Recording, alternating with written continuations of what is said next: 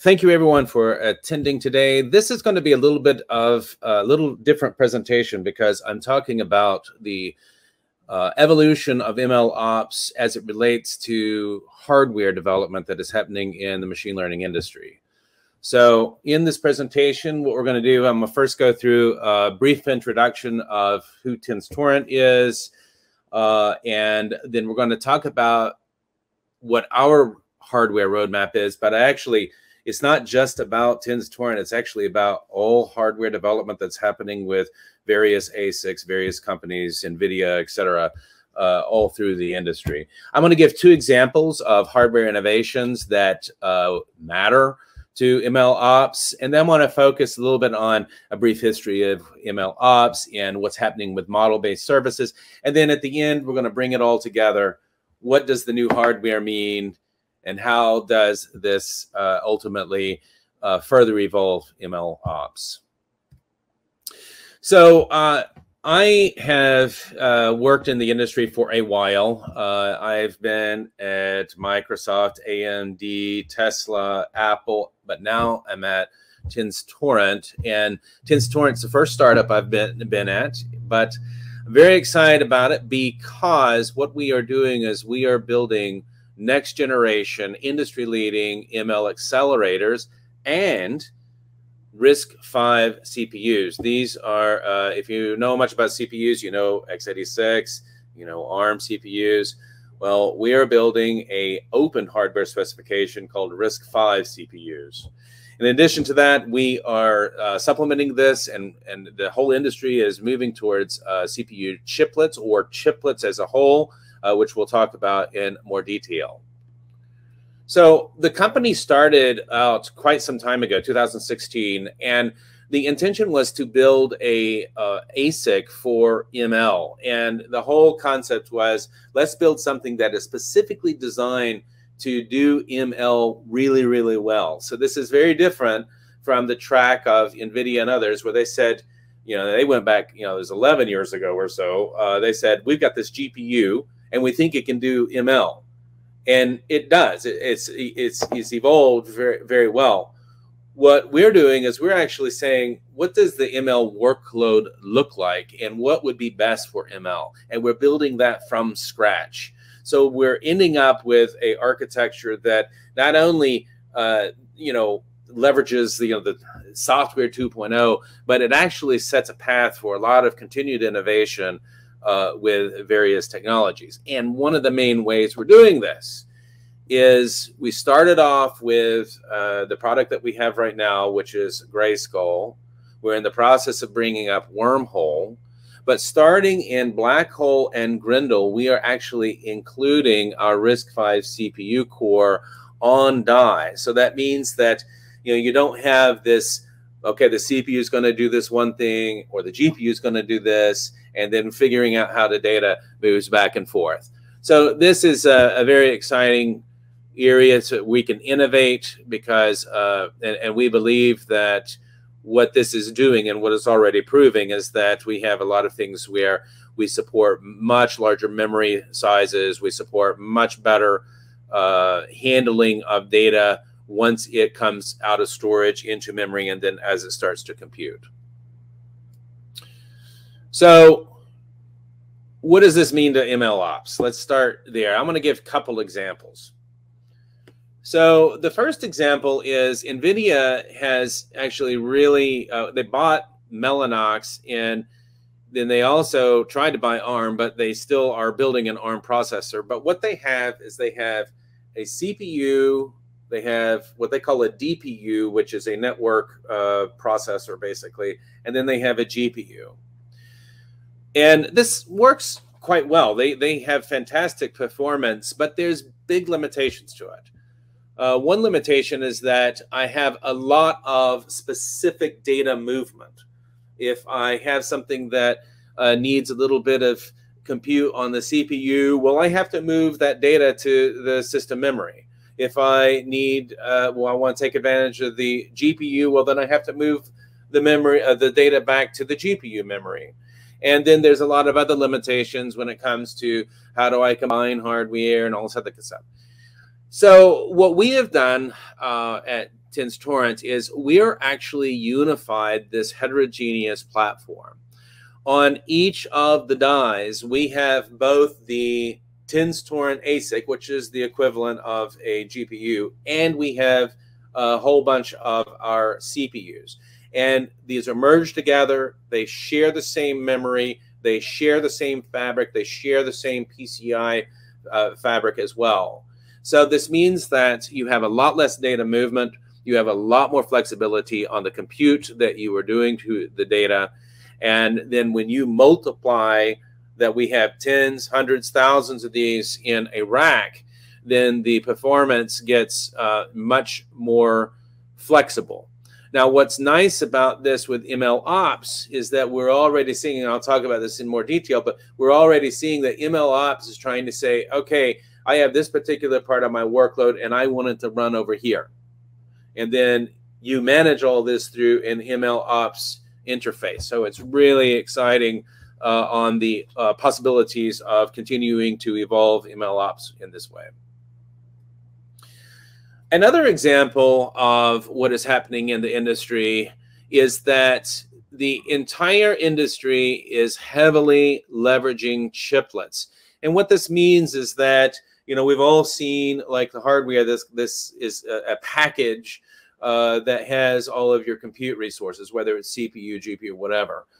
And I think really driven by innovation at AMD, we see that chiplets actually become very, very popular because they're solving some of the limitations and the expense of continuing innovation with the fab technology.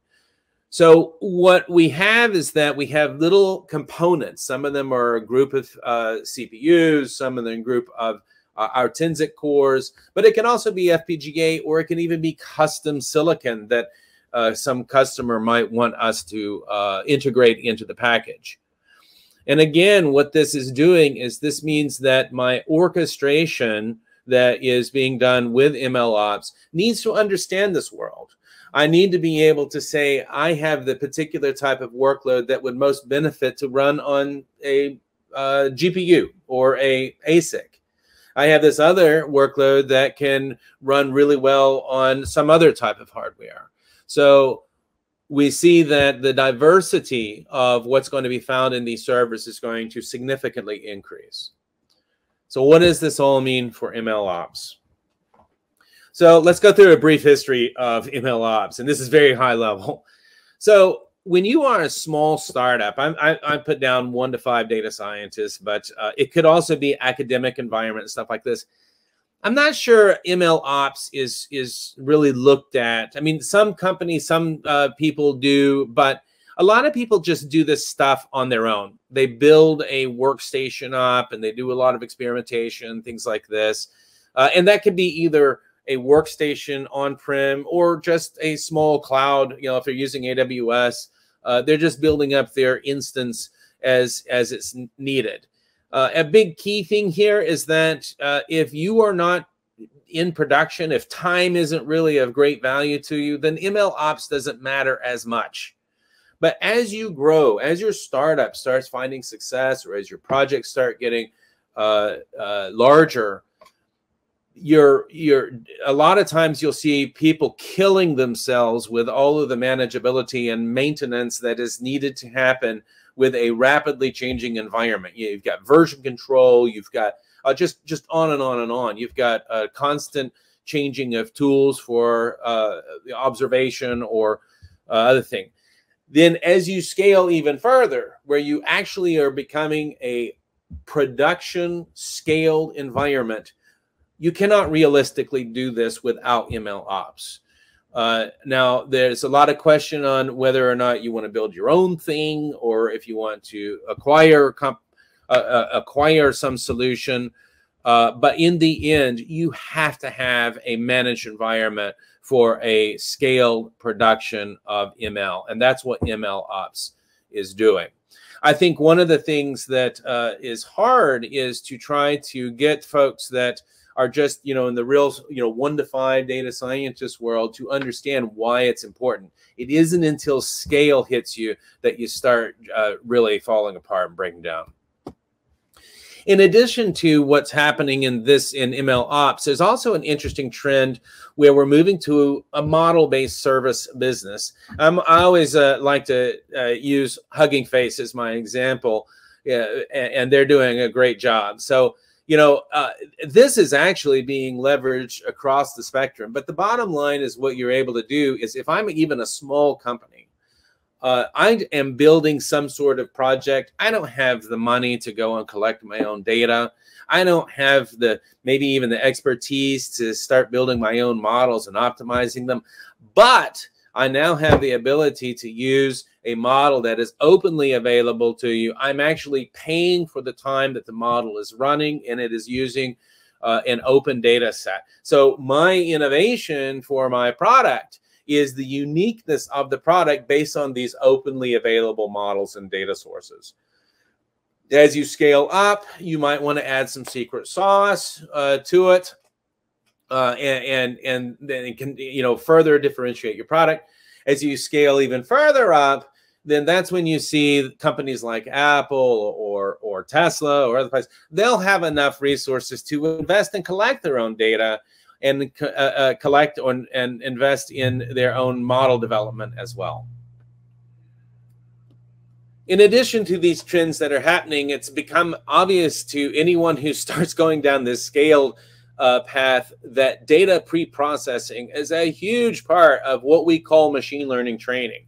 There have been a number of papers that have been published about this, and they're showing that something like 50% of the total time and power for training is actually data pre-processing. I actually think that number is a low estimate, my own experience. But in the end, what you see is that people are building clusters within clusters. And the reason is that I don't want my data scientists to use a $250,000, you know, DGX system to do x86 only work. So MLOps today helps orchestrate workload sections so I can route, you know, if I'm doing GPU type training, I want them to use the GPUs, but if I'm using data pre-processing, I want it to use the lower price x86 systems. And MLOps helps orchestrate that, but it's hard to enforce. So the next evolution in this is that we're actually seeing heterogeneous clusters. Now, this is a crazy example, but it actually is not as crazy as it might seem. At Tenstorrent, we're building a system that does big memory. Everything is big, you know, and I have these merge compute and tensing stuff. So there's some workloads that really benefit from this. At NVIDIA, you know, they're doing this stuff, you know, like I said, for 11, 12 years. I may have some specific software requirements that need to have NVIDIA. And then Cerebus comes out, and they've got this thing that's got 400,000 little bitty cores on a single wafer. And maybe it does inference really, really fast. And then at the end, you know, I might want to have ARM servers. I might want to have x86. I mean, all these things. The bottom line is I'm creating a cloud that is heterogeneous. I have different servers that have different strengths and weaknesses. So what I want is I want my MLOps to orchestrate workloads to the most appropriate hardware. And you actually see that your overall efficiency goes way up when you do this. Now, is it realistic that a lot of companies are going to buy these, you know, what the Cerebus is like how many $1 million, right? I mean, it's like, is it realistic? Well, it is to some, but there's another big trend that's happening. You remember what I was talking about, the chiplets. Well, in the end, I can have a single rack that includes a variety of families of processors. And so maybe I have something that has high memory requirements. Well, in this rack, I can have a few nodes that do this. Maybe I have some very specific, very high inference requirements. Again, I can have some custom compute that is specifically designed to do this and do it at high efficiency with high utilization. So what we want is on the far left, we start out today, what we have is the beginnings of MLOps allows me to orchestrate my workloads to try to direct sections to certain hardware. And going back, in data pre-processing, if I have general compute, I want to say, okay, MLOps, if I have general purpose compute, say image resizing or anything that's general, I want you to go to the x86 nodes. If I am doing something that is specific to ML training, traditional ML training, I want those to be routed as appropriate to the GPUs or the ASICs. But we want to also add a few things, because if I don't have the knowledge of my workload of, say, this section does this really well and could use this hardware, this section up here does this a lot and could use a different hardware, I'm not going to be able to make a good decision on how to route these workloads. So what we're seeing is that in MLOps is it's evolving to start profiling workloads. We need to understand what the workload is doing and what hardware is most appropriate. Now, additional to this, we want to make sure that we have a robust scheduler that understands a heterogeneous environment like this. And importantly, we also want to have a sophisticated queuing system. My scheduler should be able to say, okay, MLOps will say, I've got this workload and I need this type of hardware. The scheduler will say, aha, I have this type of hardware and I'm going to schedule you for it, and I'm going to plop you in this queue. The queue then will say, anytime I have a job that there's free workloads, and you can do all sorts of complexities, prioritization and otherwise, but anytime I have a job that fits this characteristics, I'm going to lock that resource and I'm going to run my job on it until completion. So what you end up with a diverse collection of compute with a understood collection of workloads that is constantly running at the highest utilization possible. This is really, really where the investment that you've made in your computer hardware really shines. Some of these systems can be very expensive, and anytime you're not running at high utilization, that's money wasted. So what we like to see is taking the direction that MLOps is already started down and then building onto this to include workload profiling, scheduling, and queuing. So the opportunities here. So we already have orchestration, and I think the industry would benefit by it evolving with innovative queuing and scheduling. We need to have a scheduler that understands heterogeneous environments, and there's going to be a lot of diversity in these in this hardware. So the schedulers are going to have to be extendable, and they're going to have to be able to be efficient. We also need to understand, we need to be able to provide more insight to what the workload is doing and how to profile these open models. Now, what's nice about the model-based business that has started is that we actually understand this collection of models fairly well. It's not the Wild West it was a few years ago. So we have a good start to where we can start understanding profiling these workloads and then categorize it on how best it can actually be executed. What you'll also see is that as the workloads are understood more, you're going to see actually more innovation that's happening in hardware that's going to be designed for specific workload based on this profiling. So this tooling to allow for MLOps to make these decisions actually going to have very big impact to the development of hardware. So then also we need, related to this, we need to develop and leverage tools enabling a top-down optimizations.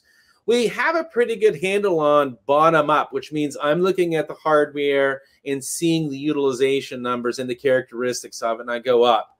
But we still have a lot of complexity when I take an application and I work down on how it actually is going to be executed in hardware. I would like to see that the industry continues to develop tools that will help dissect the workloads in a scalable manner, and then we can actually further identify common workloads and create these profiles and the optimizations for them. So in summary, machine learning as an industry, it's maturing, and MLOps is actually enabling this maturing.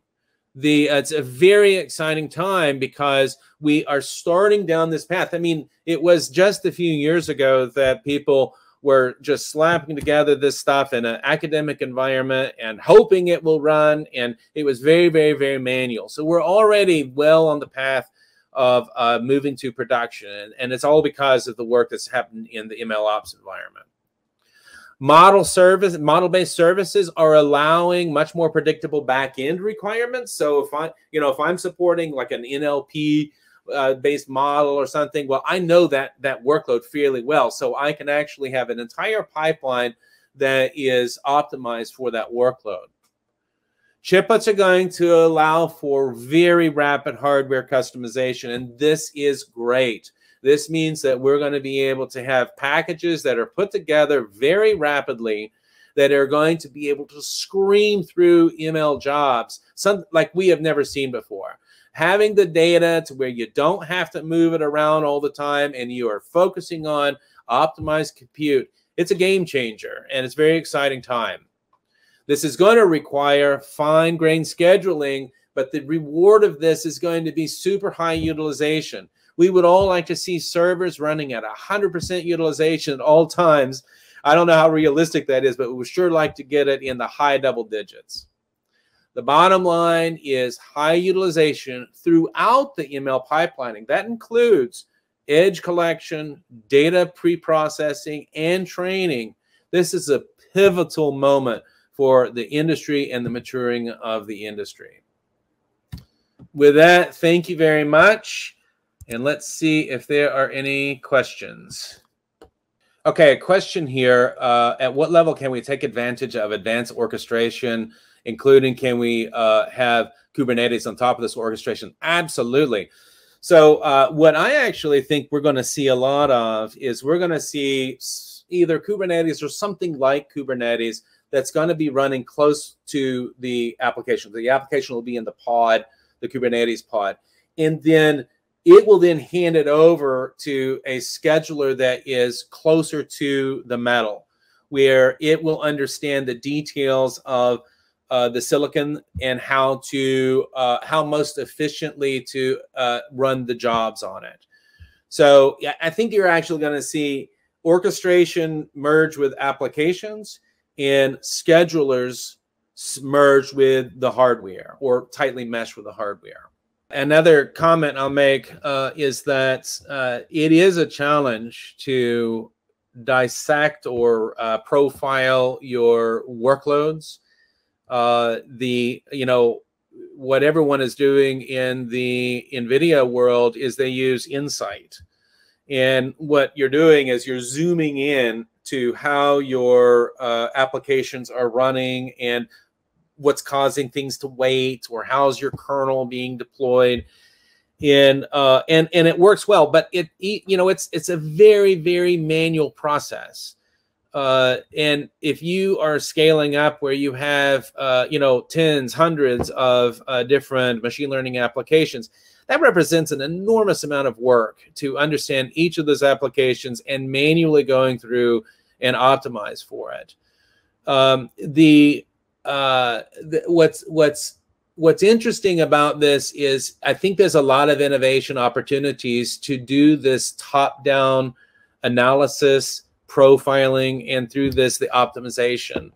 And through this also, as I said earlier, you're going to actually expose how the hardware could best be constructed. There's all kinds of examples on this. Certainly, what we have done with our 10.6 core, and then things like, does your workload benefit from having a lot of I/O, a lot of memory, a lot of compute? There's all kinds of very high-level ways of looking at it, but then it gets down, you can go pretty deep in the details as well. Eric is saying that there's a few job seekers. What's it like at Tenstorrent? Well, like I said at the beginning, this is my first startup, and I love it. What's really great about it is that a lot of us in the, I think that it's really great to see, first off, tangible results in the work that we do. I think also that would be an opportunity for a lot of people in the ML world that, you've been doing all these things with ML. You've made observations about how certain jobs, certain models, certain things work in your environment, but you've never really had the chance to influence the design of the server or the silicon. As a matter of fact, most people just use AWS. And so the whole process of going through and analyzing and profiling, okay, my job needs the following things. Well, at Tenstorrent, you can actually go and talk to the silicon designers and say, hey, I actually need a couple of more memory controllers, and here's why I need it. Or I need a new instruction, and here's why I need it. And here we actually can influence and implement this. And that's pretty exciting. That's going to be new to a lot of folks. You stay and talk are very real. Coordinate CPU and GPU. Yeah, yes, I know. And one of the things that NVIDIA has done is try to help resolve this is do something called GPU direct from storage. And the concept was that if I have storage, I'm going to skip the CPU and system memory and just go straight into the GPU memory. And on paper, that seems like a great idea. And on workloads, some workloads, it is a great idea. But guess what? The vast majority of workloads still need the CPU. So you end up, if you fill up your memory in your GPU, but yet you need to execute things on your CPU, which is very, very common, you have the same problem. You've got to move data from the GPU to the CPU or the CPU to the GPU. And this is really, really a complicated thing. And you're going through just a very small pipe on that. So I'm very excited about having this on dime and all the flexibility that it gives us.